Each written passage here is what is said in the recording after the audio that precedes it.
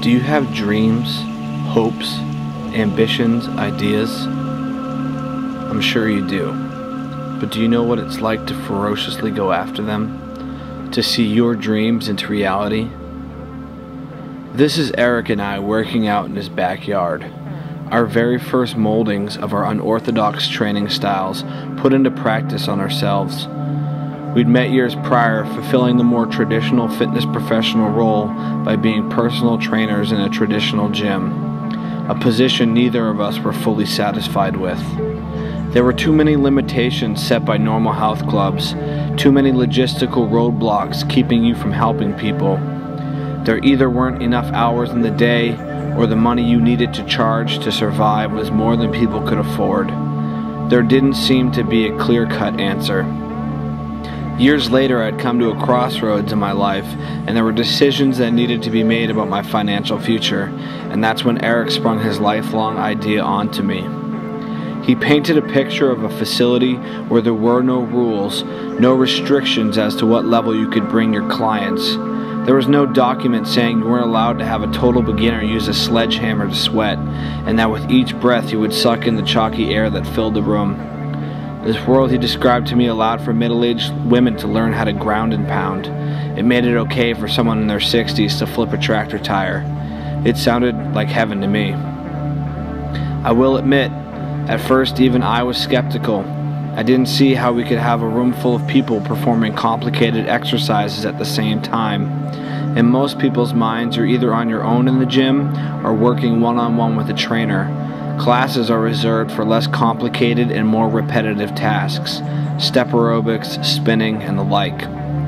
My skepticism was further cemented by the doubtful looks we would receive after bringing a friend to a backyard workout and telling them how much we were planning to charge for our services.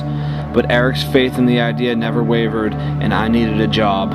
He said it could work, and I put my trust in him that it would, and knew that I would give my very best to make it succeed. Things were slow to start. Eric wanted to get a boot camp up and running by renting space from Bodyworks in Concord. I had a trip to Vegas planned for my brother's wedding, and the day after I got back I was sidelined by the flu that put me out for almost 4 weeks. I still remember my first paycheck.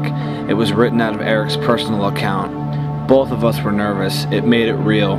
We were really doing this. It was really happening. 3 days a week I begrudgingly woke up at 5 a.m. to be in Concord for the 6 a.m. boot camp. I would help coach, I would participate in class, I would film, just be a part of the process. I would spend the rest of my day working from home trying to prepare everything for when we opened our facility, which at that time we weren't sure where or when that would happen.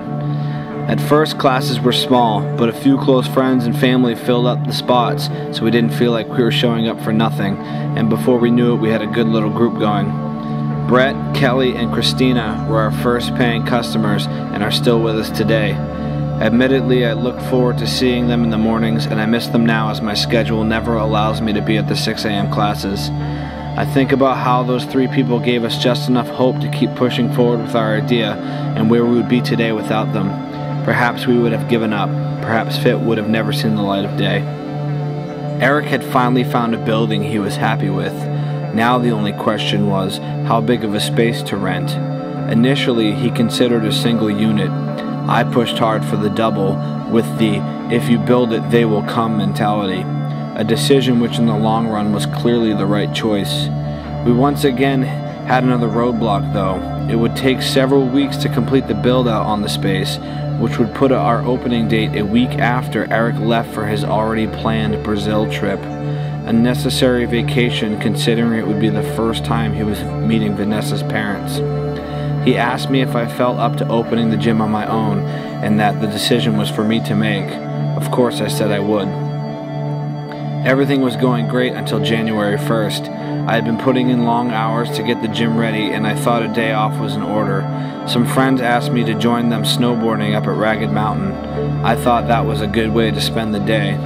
On my second run, I took a rare spill that landed my entire body onto my left shoulder. My brother came to pick me up and take me to the hospital, which later revealed that I had separated my shoulder. Meanwhile, Eric is in Brazil with no international phone to make calls with and no internet.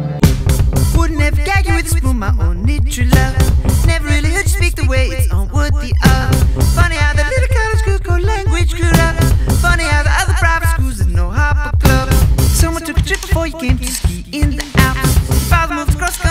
to sunburned scalp.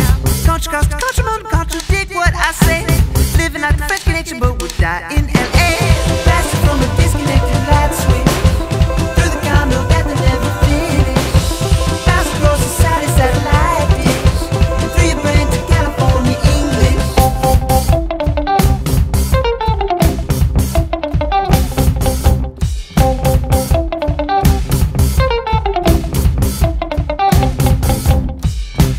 No one sits inside a freezing flat and stays there to me. Leave it through a stack of 80s to surf the UK. Way to win the wind to get your face and gel in your hair. Shivering little undershoots but don't seem